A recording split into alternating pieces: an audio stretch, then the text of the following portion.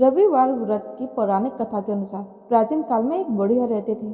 वह नियमित रूप से रविवार का व्रत करती।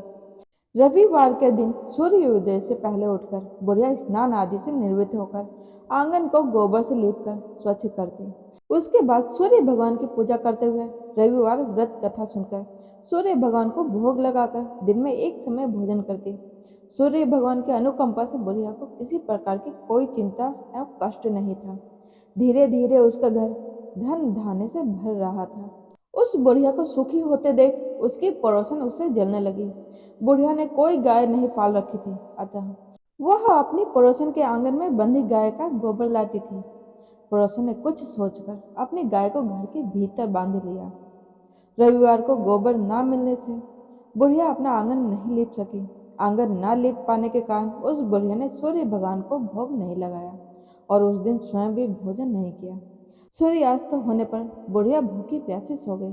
प्रातःकाल सूर्योदय से पहले उस बुढ़िया की आंख खुली तो वह अपने घर के आंगन में सुंदर गाय और बछड़े को देखकर हैरान रह गई।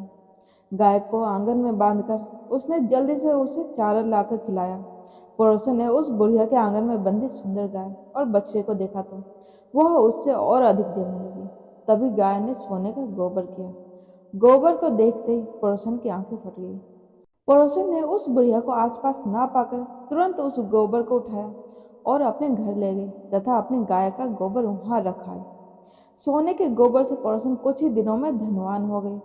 गाय प्रतिदिन सूर्योदय से पहले सोने का गोबर किया करती थी और बुढ़िया के उठने के पहले पड़ोसन उस गोबर को उठाकर ले जाती थी।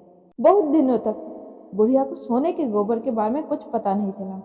बुढ़िया पहले की तरह हर रविवार को भगवान सूर्य देव का व्रत करती रही और कथा सुनती रही। लेकिन सूर्य भगवान को जब पड़ोसन की चालाकी का पता चला तो उन्होंने तेज आंधी चलाई।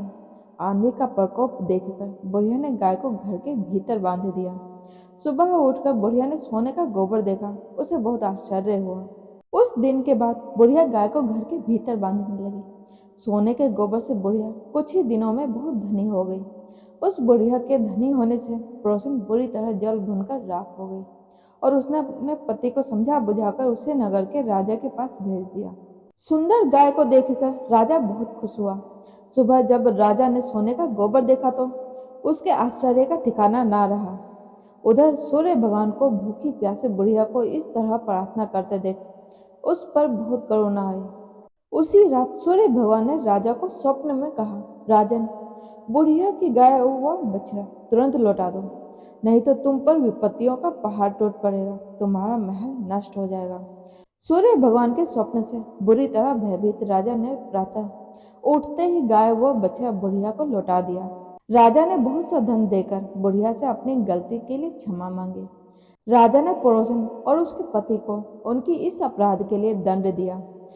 फिर राजा ने पूरे राज्य में घोषणा कराई कि सभी स्त्री पुरुष रविवार का व्रत किया करें। रविवार का व्रत करने से सभी लोगों के घर धन धान्य से भर गए। राजतय में चारों ओर खुशहाली छा गई। स्त्री पुरुष सुखी जीवन यापन करने लगे तथा सभी लोगों के शारीरिक कष्ट भी दूर हो गए।